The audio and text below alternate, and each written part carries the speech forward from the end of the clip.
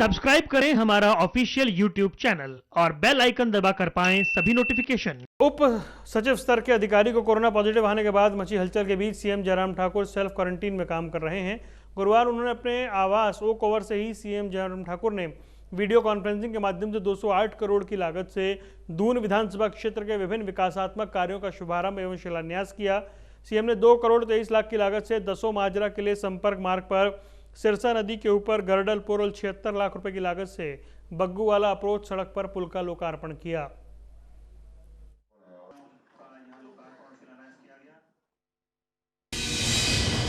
दो हमारे आज उद्घाटन के कार्यक्रम हुए। दसों माजरा के लिए जो संपर्क सड़क जो हमारी सिरसा नदी के ऊपर से जो एक पुल बना था 2 करोड़ 25 लाख की लागत से बन करके तैयार हुआ। दोनों क्षेत्रों को, दोनों इलाकों को जो जोड़ने के लिए एक बहुत आवश्यक था, उसको पूरा किया गया। उसके लिए आप सबको बहुत बहुत बधाई देता हूं। और उसी प्रकार से बग्गूवाला अप्रोच सड़क का जो पुल जो था वो भी बन करके 76 लाख की लागत से बन करके तैयार हुआ। उसके लिए भी मैं बहुत बहुत बधाई देता हूं। जो हमारा एक छोटा जो हमारा वहां पर एक बस्ती है और उस बस्ती के लिए जो उठाऊ पेयजल योजना की एक मांग थी, उस मांग को पूरा करने के लिए भी आज शिलान्यास करके 4 करोड़ 40 लाख की लागत से एक शुरुआत कर रहे हैं। हिमाचल प्रदेश में गुरुवार को 58 नए कोरोना पॉजिटिव मामले आए हैं। इसके साथ ही कुल संक्रमितों की संख्या 1783 हो गई है, जिनमें से 638 मरीजों का इलाज अभी भी जारी है। 1118 मरीज इलाज के बाद ठीक हो चुके हैं। मरने वालों का आंकड़ा हिमाचल प्रदेश में 10 है। हिमाचल प्रदेश से एक राहत भरी खबर है। बुधवार को प्रदेश सचिवालय में सीएम के उप सचिव के कोरोना पॉजिटिव पाए जाने के बाद संपर्क में आए 63 संदिग्ध लोगों के सैंपल लिए गए। सभी की रिपोर्ट गुरुवार को आई और सभी लोग नेगेटिव पाए गए हैं।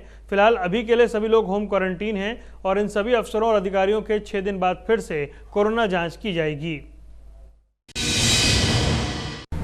सरकार तो निरंतर चलती है, वो व्यक्ति विशेष पर निर्भर नहीं करती है। और आज के ज़माने में वैसे भी टेक्नोलॉजी का ज़माना है, तो थ्रू रिमोट, जैसे डिस्टेंस, रिमोट तो नहीं कहूँगा, डिस्टेंस से भी सरकार चलती है। मार्गदर्शन सीएम साहब का टेलीफोन के माध्यम से और वीसी के माध्यम से हमें उपलब्ध रह सकता है।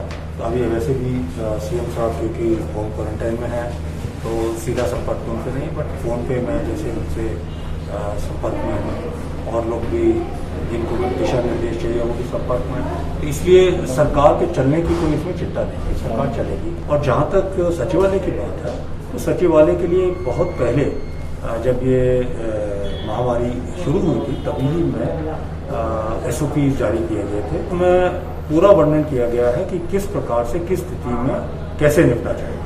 तो उसी SOP के आधार पर कार्रवाई की गई है और आगे भी हम इसी प्रकार से कार्रवाई करेंगे। सचिवालय जो पूरे प्रदेश को एक मार्गदर्शक कार्यालय के रूप में कार्य करता है, तो मैं नहीं समझता वो उचित है कि 1 या 2 कोरोना की, या अगर यहीं पर पूरी महामारी फैल जाए तो अलग बात है, बहुत सारे केस में, लेकिन वो स्थिति नहीं है और हम प्रयास करेंगे वो स्थिति कभी होगी। बस किराए को लेकर कांग्रेस के विरोध पर मुख्यमंत्री जयराम ठाकुर की ओर से दिए गए बयान पर कांग्रेस प्रदेश अध्यक्ष कुलदीप सिंह राठौर ने पलटवार किया है। उन्होंने कहा कि प्रदेश सरकार विपक्ष समेत जनता की आवाज को दबाने का प्रयास कर रही है। मुख्यमंत्री जयराम ठाकुर ने कहा कि कुछ लोग केवल इस तरह के बयानबाजी कर राजनीति में फायदा उठा सकें।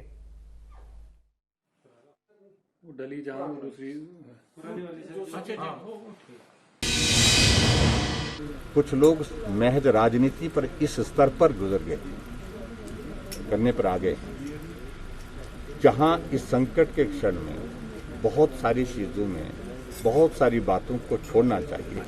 देश की आवश्यकता क्या है, समाज की आवश्यकता क्या है, लेकिन महज राजनीतिक मकसद से उसका लाभ लेने के लिए जो प्रयत्नशील हैं, उनको इस बात को समझना चाहिए। और जिस प्रकार से वो हमारा मार्गदर्शन कर रहे हैं, ऐसा लगता है कि उनकी सारी पीढ़ी ने जो है कोरोना वायरस के खिलाफ लड़ाई लड़ी और उनके पास इस प्रकार का अनुभव है और उस अनुभव को जो है वो देश और दुनिया के सामने, प्रदेश के लोगों के सामने ऐसे प्रसारित कर रहे हैं, प्रचारित कर रहे हैं, उससे जग हंसाई हो रही है उनकी।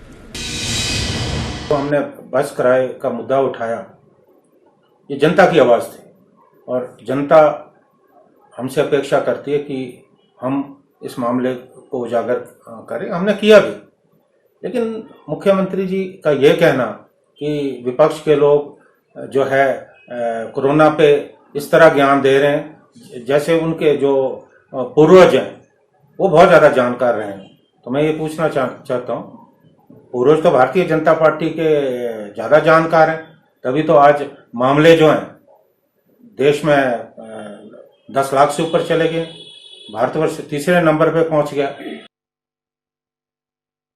हिमाचल प्रदेश में बस किराए में वृद्धि का कांग्रेस लगातार विरोध कर रही है। सिरमौर जिला कांग्रेस ने डीसी के जरिए मुख्यमंत्री को ज्ञापन भेजा और कोरोना काल में किराए वृद्धि के फैसले को गलत बताया। ज्ञापन सौंपकर जिला कांग्रेस ने सरकार से मांग की है कि बस किराया वृद्धि को तुरंत वापस लिया जाए।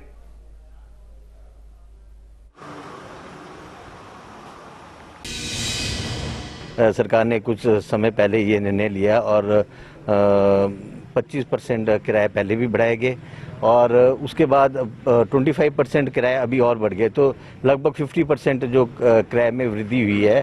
तो अगर आप देखा जाए तो कोरोना महामारी पूरे प्रदेश में, देश में और ख़ासकर हमारे ज़िला सिरमौर में बहुत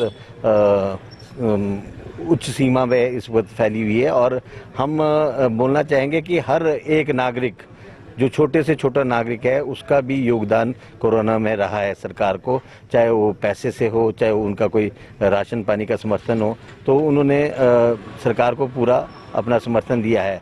तो सरकार को इसमें फैसला, जो ये फैसला सरकार ने लिया है, इसमें सोच विचार करके इसको दोबारा फैसला लेना चाहिए और ये जो वृद्धि हुई है इसको मैं ये आग्रह करूंगा पूरे अपने कमेटी जिला सिरमौर की ओर से, कांग्रेस कमेटी की ओर से, कि इस वृद्धि को वापस लिया जाए। देश में एक बार फिर कोरोना विस्फोट हुआ है। बीते 24 घंटे में पहली बार 45,000 से ज़्यादा कोरोना के नए मामले दर्ज किए गए हैं। सबसे अधिक 1,000 से ज़्यादा मौतें हुई हैं। देश में कुल संक्रमितों की संख्या 12.25 लाख के नज़दीक है। 30,000 मौतें हो चुकी हैं। ताज़ा आंकड़ों के मुताबिक देश में कुल संक्रमितों की संख्या 12,38,635 हो गई है। 4,26,167 एक्टिव केस हैं। 7,82,000 लोग ठीक हो चुके हैं। 29,861 लोग जान गंवा चुके हैं। कोरोना संक्रमितों की संख्या के हिसाब से भारत दुनिया का तीसरा सबसे प्रभावित देश है। प्रति 10 लाख आबादी पर संक्रमित मामलों और मृत्यु दर की बात करें तो अन्य देशों की तुलना में भारत की स्थिति बेहतर है।